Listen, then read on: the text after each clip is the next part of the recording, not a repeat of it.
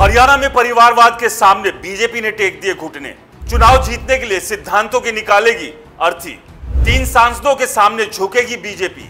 सांसदों के बेटा बेटी को देगी विधानसभा का टिकट। बीजेपी के मिशन 60 प्लान का एक हिस्सा है परिवारवाद। नमस्कार दोस्तों, मेरा नाम है राज के वर्मा और आप देख रहे हैं रिपोर्टर जी। अगर आपने रिपोर्टर जी चैनल को सब्सक्राइब नहीं किया तो दोस्तों सबसे पहले चैनल को जरूर सब्सक्राइब कर लीजिए। चलिए बात करते हैं हरियाणा की राजनीति की। हरियाणा में अक्टूबर में 2024 के विधानसभा चुनाव होने हैं। ऐसे में तमाम पॉलिटिकल पार्टीज यही कोशिश में लगी हुई है कि इस बार वो किसी तरह से हरियाणा का रण जीतने में कामयाब हो जाए। और इसी रण को जीतने के लिए साम दाम दंड भेद तमाम तरह की नीतियां, तमाम तरह की गोटियां फिट करने की कोशिश में तमाम पॉलिटिकल पार्टीज लगी हुई है। बीजेपी की बात कर लें या कांग्रेस की, मुकाबला फिलहाल इन दोनों पार्टियों के बीच में ही देखा जा रहा है। कांग्रेस को लगता है कि 2014 और 2019 में हार के बाद अब 2024 में वो जीत हासिल करने में कामयाब रहेगी। तो वहीं बीजेपी ने तीसरी बार का नारा बुलंद कर दिया है।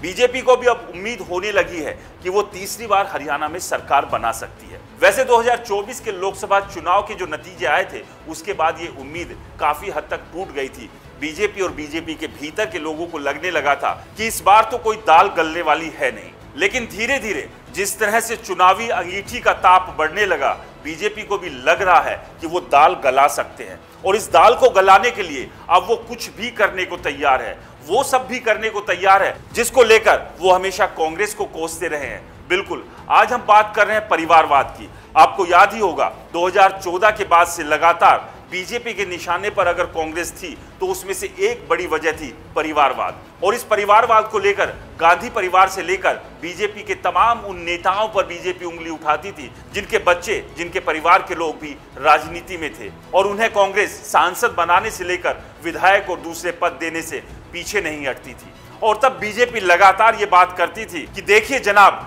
ये लोग तो परिवारवाद को बढ़ावा देते हैं। एक तरफ माँ बाप को सत्ता के सिंहासन पर बैठा रखा है तो वहीं बेटे बेटियों भतीजों को भी सेट करने में लगी हुई है।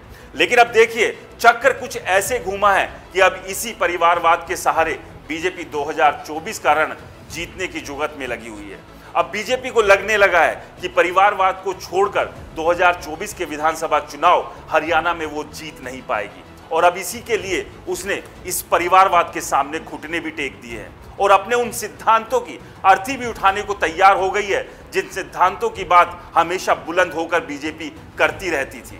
वैसे अगर समझा जाए तो ना राजनीति में सिद्धांत होते हैं, ना राजनीति में ईमानदारी होती है, ना राजनीति में सच्चाई होती है, ना राजनीति के भीतर भरोसा होता है। होता है तो सिर्फ मतलब होता है, वो मतलब जिसके सहारे वो किसी भी तरह से सत्ता की कुर्सी तक पहुंच जाए। और हरियाणा में बीजेपी इसी सत्ता की कुर्सी तक पहुंचने के लिए अब परिवारवाद का सहारा लेने को तैयार हो गई है। बीजेपी के अंदर अब यह तय कर लिया गया है कि जो सांसद है उनके बेटे और बेटियों को टिकट दे दिया जाए। और इनमें से 3 मुख्य तौर पर वो सांसद हैं।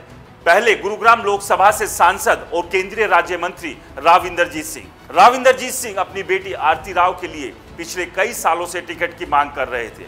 अब ऐसे में 2024 में भी उन्हें उम्मीद थी कि बीजेपी उन्हें टिकट देगी। लेकिन चंद सप्ताह भर पहले तक ये तस्वीर साफ नहीं थी। लेकिन अब जो बात निकल कर आ रही है उसमें ये साफ हो गया है कि आरएसएस से लेकर पार्टी के कई नेताओं ने ये कह दिया है कि अगर चुनाव जीतना है कि आरती राव को टिकट दे दीजिए। इसके बाद दूसरा और तीसरा नंबर आता है महेंद्रगढ़ भिवानी से धर्मवीर सिंह का, वो अपने बेटे मोहित के लिए टिकट चाहते हैं। और तीसरा नंबर आता है फरीदाबाद से सांसद और केंद्रीय राज्य मंत्री कृष्णपाल गुर्जर का, वो भी अपने बेटे के लिए टिकट मांग रहे हैं। तो यानी कि इन तीनों सांसदों के बेटा और बेटियों को बीजेपी टिकट देने जा रही है, जो कि लगभग तय हो चुका है। क्योंकि बीजेपी अब ये जानती है कि इन सांसदों के बेटा और बेटियों को अगर वो टिकट देती है तो ये सांसद अपना पूरा दमखम अपने बच्चों की सीट निकालने में तो लगाएंगे ही लगाएंगे। इस सब के अलावा जब उनकी इच्छाएं पूरी हो जाएगी उस खुशी में आसपास भी उसका असर देखने को मिलेगा। और न केवल ये 3 सीटें निकलेगी बल्कि इसके साथ साथ ये सांसद बाकी कुछ और सीटें भी निकालकर बीजेपी की झोली में डालने का